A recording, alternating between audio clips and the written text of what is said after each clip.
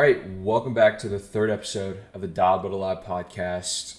A little less consistent than I'd like to be, but I've been really busy. But I'm now moved back to Blairsville, so we're going to be filming a lot more podcasts. Also, this one doesn't have video just because we packed day today, and so it'd be a lot faster to do audio. But I do have a guest here today, the first podcast guest that we have, Asa Smith-Foot. Went to school with this dude, basically grew up with him. One of my good friends, now amateur MMA fighter, looking to soon turn into a pro MMA fighter and take it as far as he can. This dude busts his ass. Rarely see someone work as hard as him. And in a sport with this much competition, I have no doubt that he's going to make it exactly how far he wants to. So, yeah, Asa, welcome to the podcast. Thank you, bro. No, that's awesome. Thank you for all that. I appreciate it. Of course, dude. Good to have you. Yeah, so you're back in Blairsville.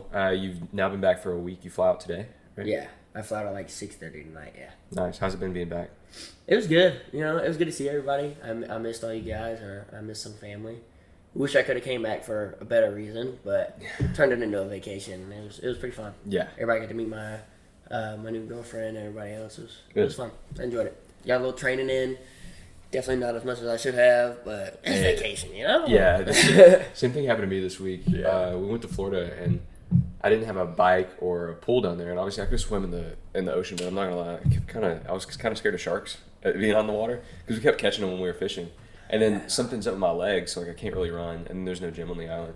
But yeah. So let's get into some fighting stuff. You're 2-1 amateur fighter, 2 TKOs. Mm-hmm. Yeah, that's insane. So, like, I know, so kind of give a background of, like, your wrestling history and then into this.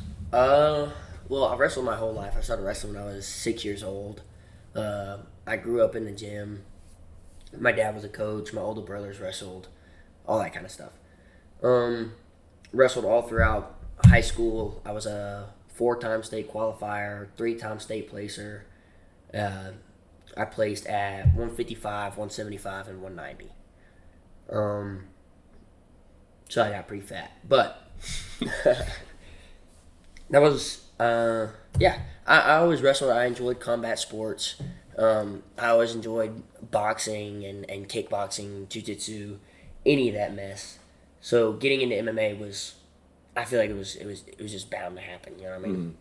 Did you have to decide between going to college for wrestling versus doing MMA and going to Las Vegas? I did, actually. And I'll be completely honest. If I had not gotten the opportunity that was given to me when I was about 16, I probably wouldn't have gone into MMA. I would have been a college wrestler. Mm. But when I was about 16, one of my dad's old wrestlers, who was a professional MMA fighter in the PFL, Carl Williams, always kept in contact with my dad. He fought in the UFC. Mm. He called my dad when I was like 16 and was like, "Hey, I've seen Asa he's been training and getting into stuff. If he really wants to make this like legit, he can move out to Vegas after he graduates high school, and he can live with me, and I'll get him training at Extreme." So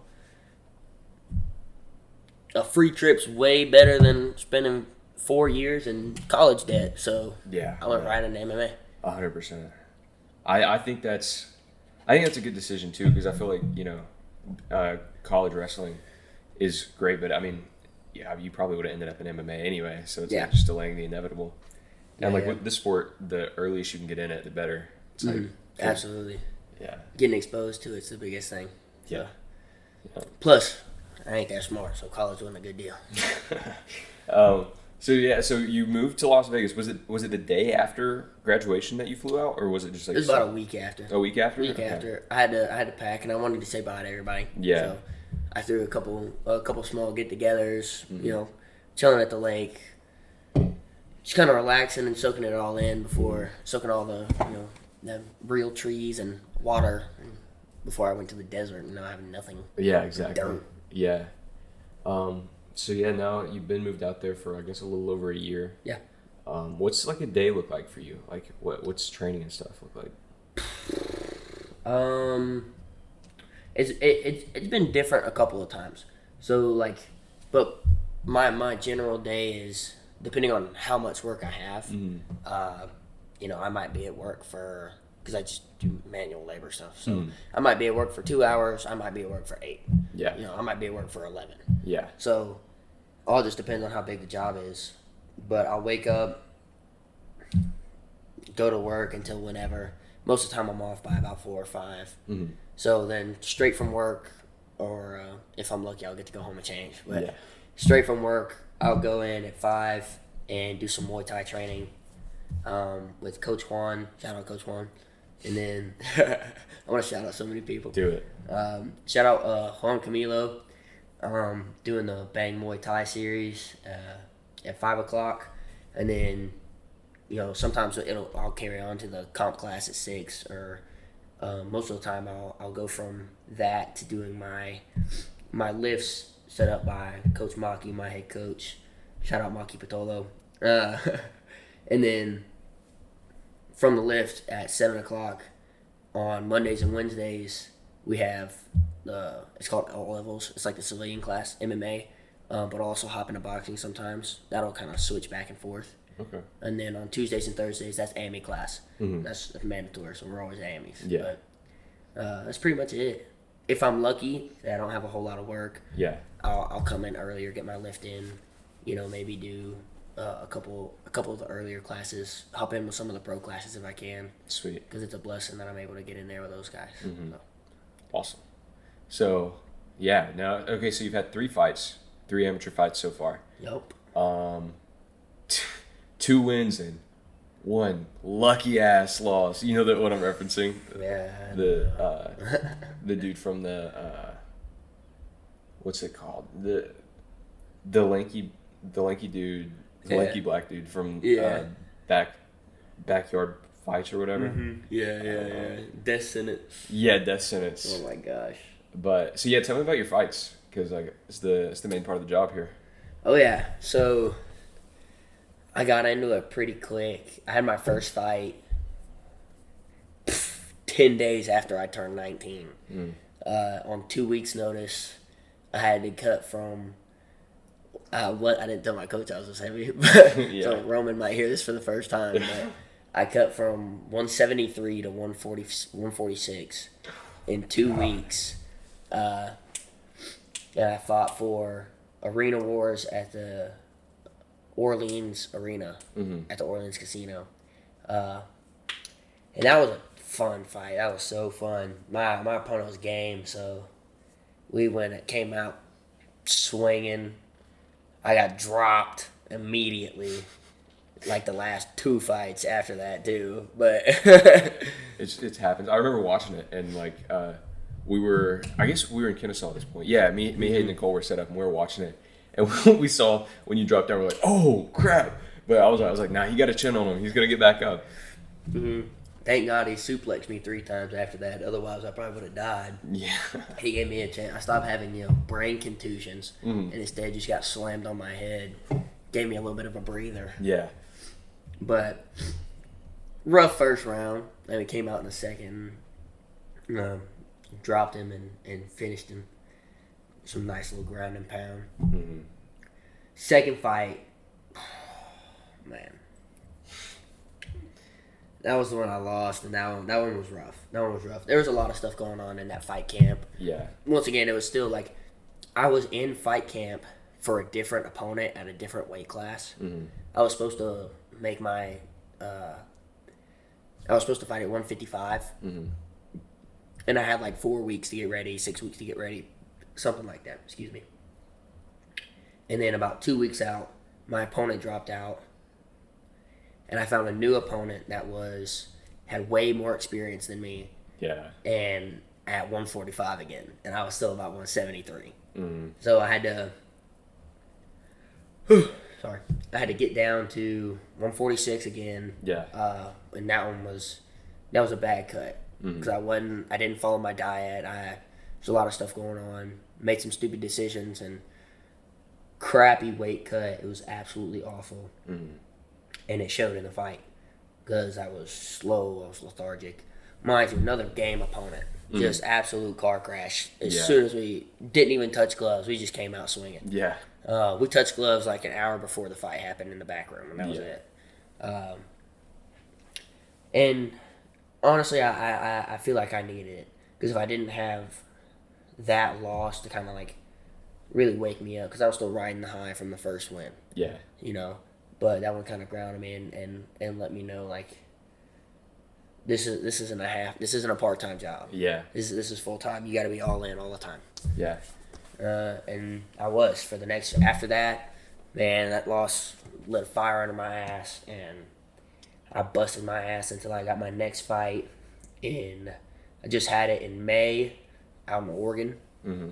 And 155, finally got up there.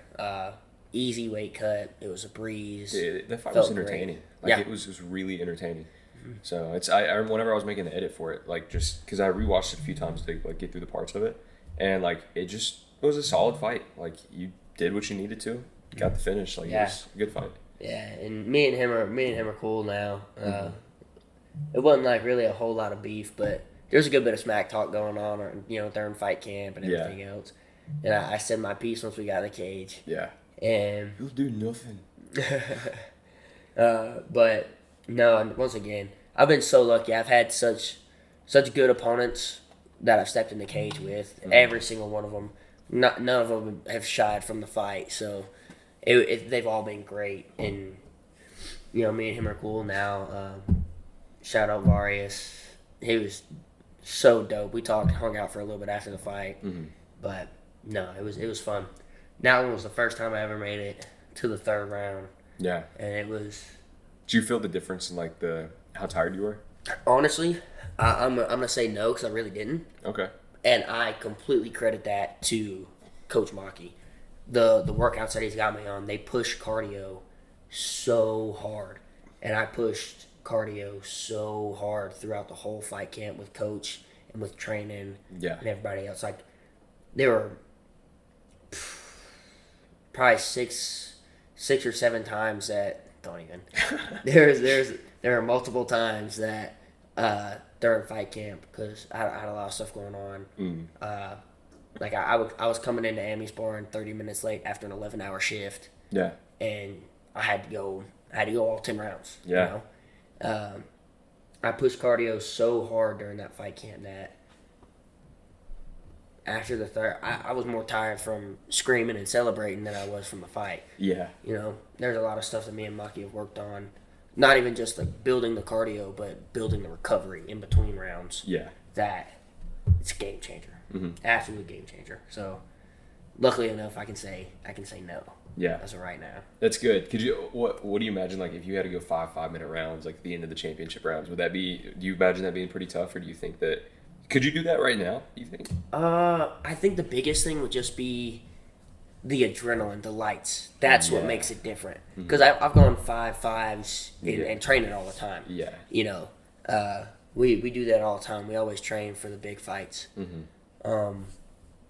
So physically capable, yeah, I've done it before. We do it 1,000 times. The difference would be the adrenaline. Yeah. Because it really does make a difference. Because I've known guys they have way better cardio than me. Mm-hmm. As soon as the lights hit them, you get that adrenaline dump. Yeah. And it'll kill them. Mm-hmm. But no, luckily enough, I've had a good amount of wrestling experience that's helped me deal with I've felt the adrenaline dump before, so I kind of know how to fight through it and get through it, and it still sucks, but we can make it work. That's another thing I was going to ask you about. Is like, what's the biggest differences between a big wrestling match? Because I mean, you've wrestled at one of the biggest stages, like state wrestling. Like you've wrestled at state versus like having a MMA fight. Obviously, it's different. Like you're getting punched in the face in an MMA fight. But is there a big difference in terms of like? I don't know. Walk me through that. Oh, a huge difference. It's almost. It's not even comparable, to be honest. But at least for me, some people could tell you, it's no difference. Yeah. Because like I know people. I happen to be dating a national champ from UNLV. Shout out Felicia Bell, love you, babe. But like she'll tell you she has no problem wrestling on the national stage. She right before the fight, she's chilling. Dude, I'm literally about to crap my pants in the back before I fight. Yeah. I'm terrified. But it's so hard to explain unless you've kind of felt it before. But it's exhilarating. Yeah. There's nothing like it. When I was wrestling, I could be just calm, cool, collected. Yeah. Sometimes I was excited, depending on how big the match was for me. How the crowd was going and everything else. And the crowd definitely does play a big part into it. Like you were always so dominant in high school too. Like MMA is something that you're like relatively new to, but like wrestling, you wrestled your whole life. You're going into these matches like knowing you can kill them. Like yeah, I mean, so yeah, that was one of the things I was lucky to have. I was always confidence has been it's a big part of the game.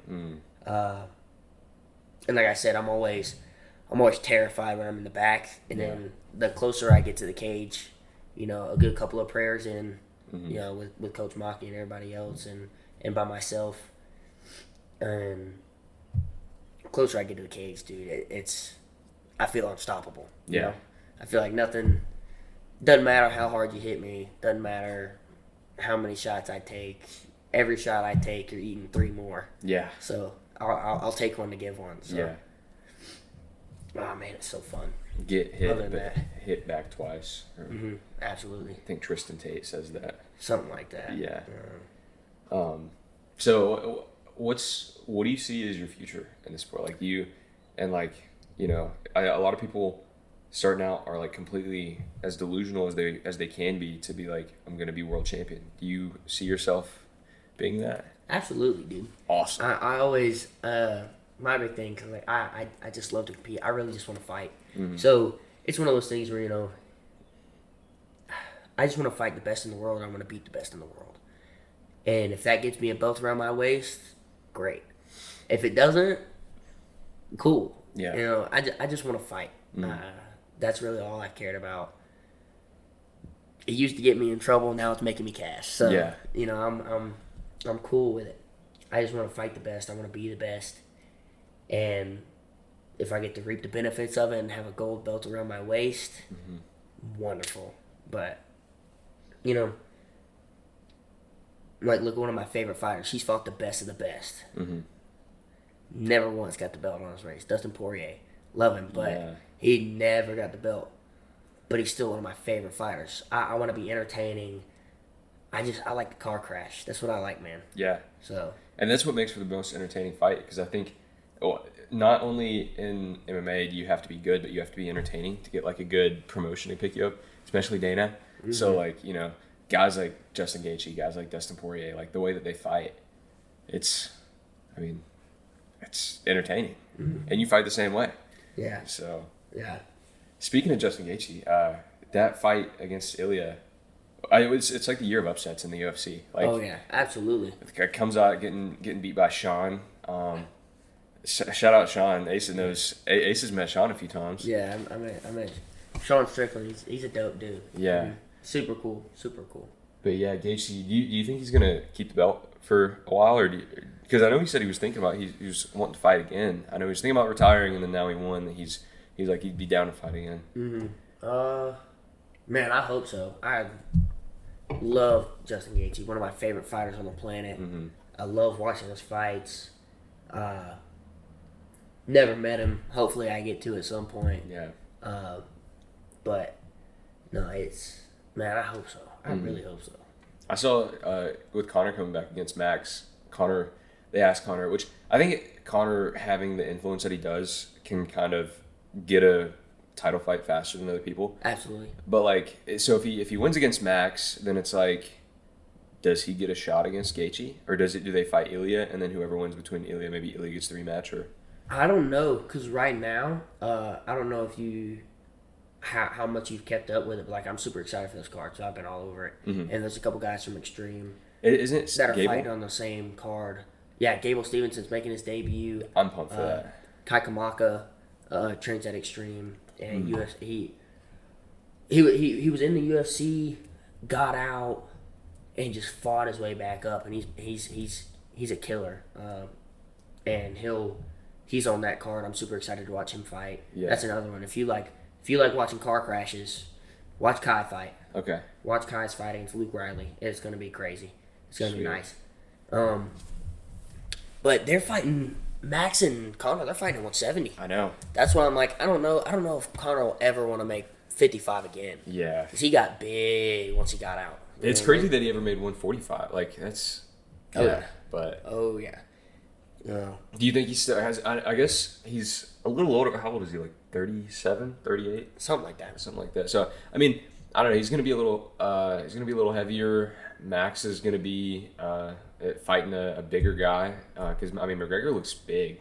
Like, he looks big right now. So, I don't know. Part of me, like, my heart wants McGregor to win. But I think with Max, I mean, Max has kind of been in his prime since UFC 300. So, we'll see. Yeah, I'm super excited for that one. I mean, I'd be surprised if it went to decision. Honestly, Oh, yeah. I don't think it'll make it that far. But you got your pick. I'm going with Max. I'll be honest. I'm going with Max. Yeah. Max is a dog. See, that's what I'm thinking. He's looked so good in his Yeah. last couple of fights. Besides the Ilya fight, but even then, he looked good before he got hit. Yeah. He was flowing. He was kind of in his groove, but I mean, all you need is one punch, and Ilya he hits like a truck. So Exactly. that one punch makes a big difference. And I feel like before Gaethje, Ilya just felt untouchable. Like Gaethje said on Rogan the other day, he was like, I mean, he opened it up now. Like he proved that you can stop him. Yeah. Like that's all you need. And so I think that maybe if Max fought him now, and maybe I don't know, like I mean, you've been in the cage. How much of it is mental? Like you haven't fought anyone that's like known for something yet, but I don't know. Is there like a mental aspect to like what you think you're gonna get versus what's actually in the cage? Oh yeah, because I mean, everybody watches film. Everybody's got footage to watch and everything else. It makes a big difference because. I mean, confidence is key for the big part. If you don't believe you're gonna win, then you're fighting, you're scared, and you're not throwing your punches, and it messes, it messes with your defense and your movement and everything else. The biggest thing that I have to tell everybody, and that I've been told myself is, you gotta be relaxed. You gotta be relaxed. You gotta have fun with it, because if you're not having fun and you're worried about it. You got to fight to win, and instead of fighting not to lose. Yeah. That's the big part. Okay. And having the confidence to be like, oh yeah, I'm going to knock you out. That's something that luckily I've been blessed with. I do have that confidence, but like I know guys that are way better fighters than me. And they just don't believe in themselves. And when they get in the cage, it shows. Yeah.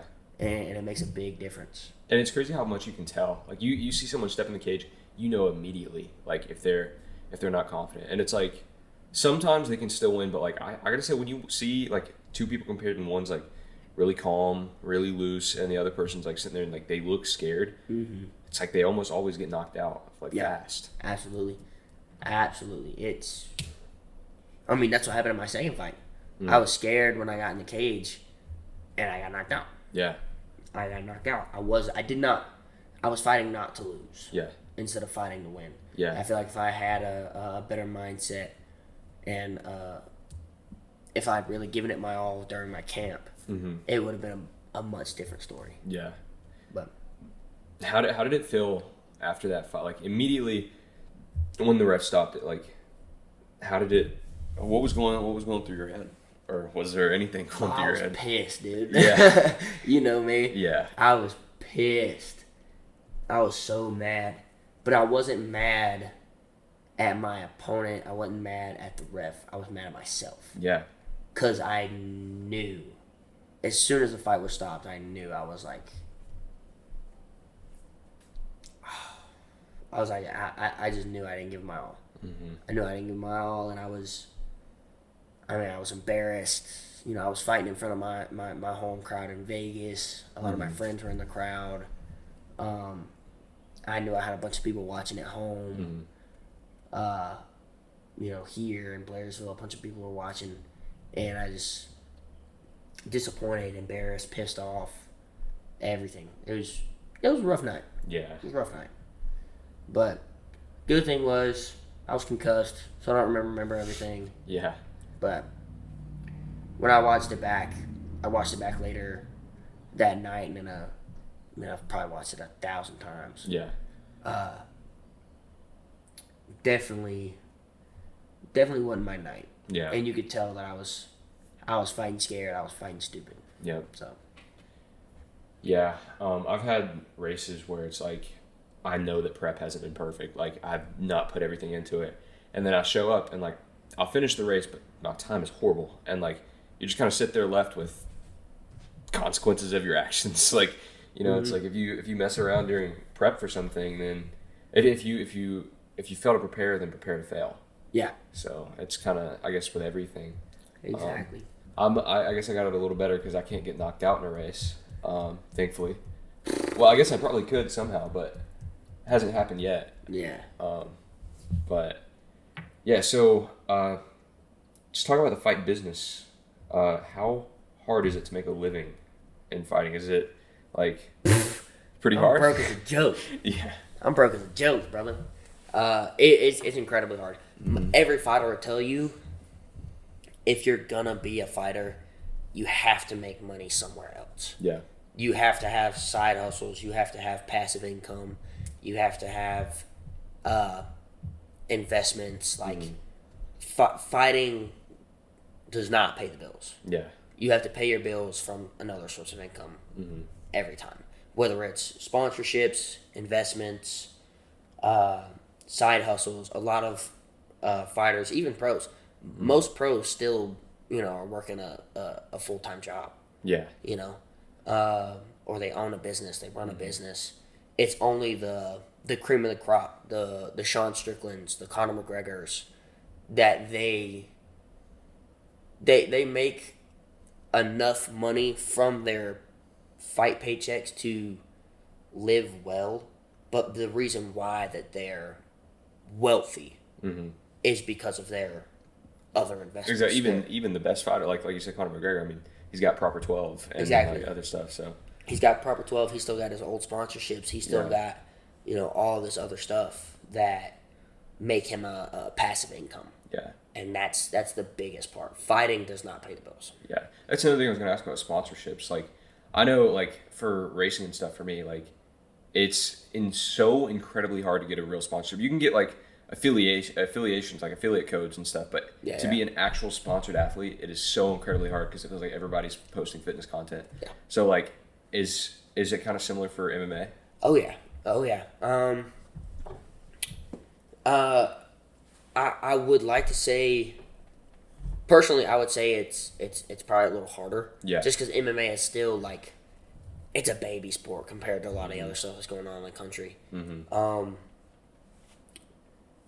you really do. You have to be the best of the best, or you just got to know the right people. The biggest part of the game, like besides fighting, obviously you have to put on a show. You have to fight well. You have to win, but you have to be able to connect. There's a lot of like, what's the word I'm looking for?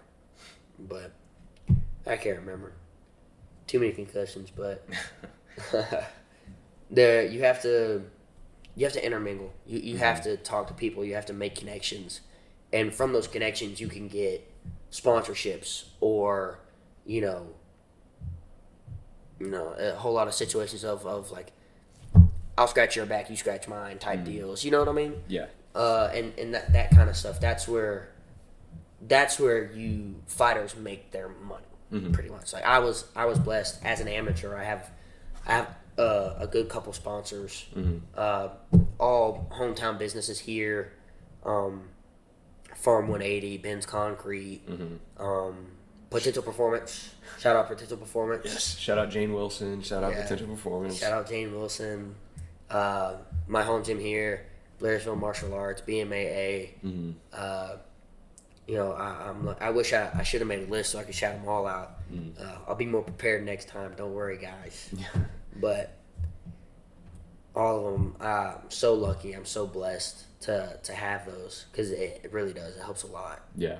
It helps a lot. But sponsorships is a big thing. They're hard to get unless you know who to talk to. Yeah. And even then, you only get them every time you fight. So, Yeah. depending on how you can set up your deals. Yeah. Exactly. But no, it's a blessing. I wouldn't have chose. There is no other career for me. I mean, Yeah. This is what I truly believe I was born to do this. Dude, I was 100%. made to do this. I remember in 6th grade out in the movie room when we were out there wrestling, and you would kick my ass all the time. But no, it was fun. I think fighting itself, it's weird because like used to, 20, 30 years ago, like what was his name? The guy that ran against Obama in 2008, I think it was John McCain, who was like trying to get the UFC banned and all this stuff. They called it human cockfighting, and and it's like people always look down on fighting, but I mean I don't really think there's anything wrong with it. Like I mean it's entertaining. People have passion for it, and like it's fun. And, and people you know what you're getting into. Like, oh yeah, absolutely. Well, I will say, fighting is a lot of people, when you see somebody fighting in the street, your first thought isn't, oh man, look at his technique. Yeah. No, you're sitting there, you're like, what an idiot. Yeah, exactly. You know what I mean? Fighting is definitely something it's looked down upon in, civilized society. But if you can paint it as a sport instead of it being, exactly, the backside of humanity, because nobody likes to look at the bad stuff. Yeah. Look, how many people they're like, oh man, I wish I had never punched that guy in that bar. I wish I had never done that. Yeah. When you fight in the street, you go to jail. Yeah. You fight in a cage, and it's a little bit different. Yeah. You got a couple more rules, but fighting is something that it's a necessity, but most people only use it when absolutely necessary. It's a last resort for most people. Exactly. So making it a sport makes it a little bit more public. But there's some people that just, because there are people out there they just don't have the stomach for violence. They don't like to see it. There's nothing wrong with that. Yeah. Nothing wrong with that. But there's other people like me and everybody else, man. That's what we live for. Yeah. We live for the adrenaline. We live for the violence. We live for the thrill of it all. Yeah. Yeah, and it's not like you're a violent person. It's just like that's.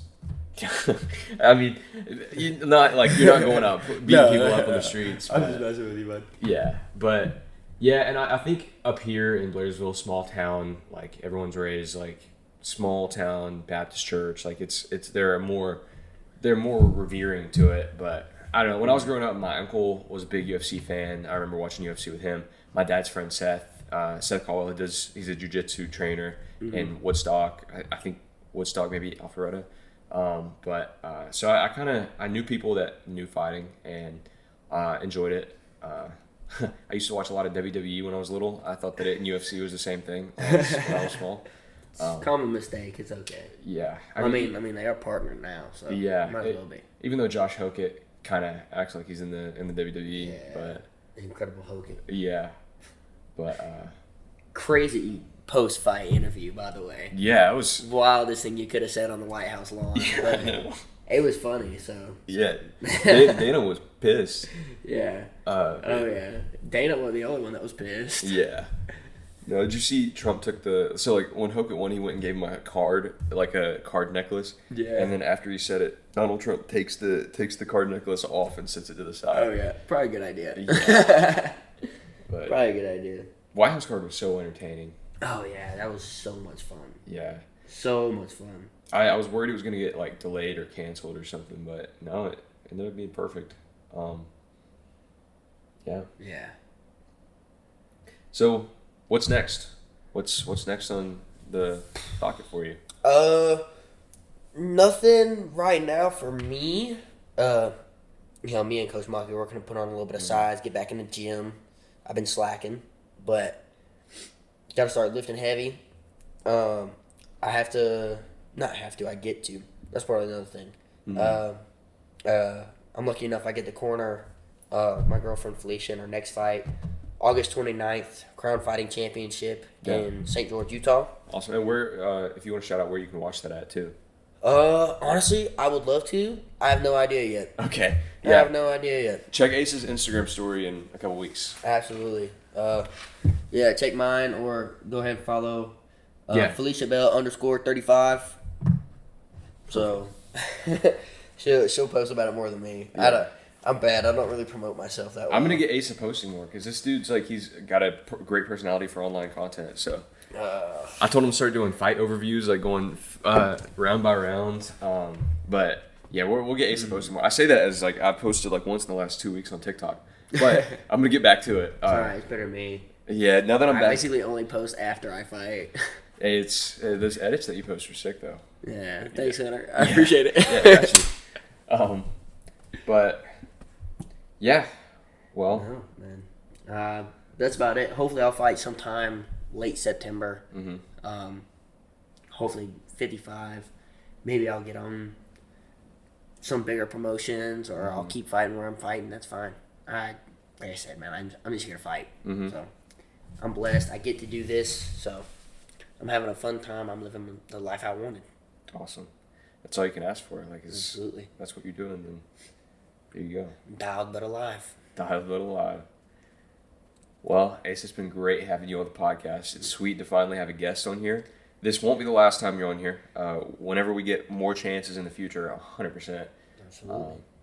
Even, I mean, in the future when you're on Joe Rogan, then you'll come on Dialed But Alive afterwards. Well, for all we know, you might be bigger than Joe Rogan. Maybe. I would love to Let's be get on there. Joe Rogan someday. Yeah. That would be sweet. 2 podcasters just battling it out. Yeah.